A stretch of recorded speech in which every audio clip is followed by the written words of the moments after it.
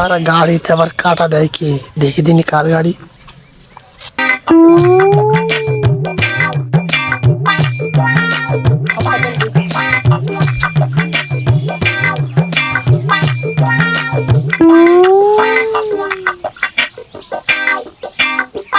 আরে গাড়ি নেড়ি সেড়ি কি দেখছো?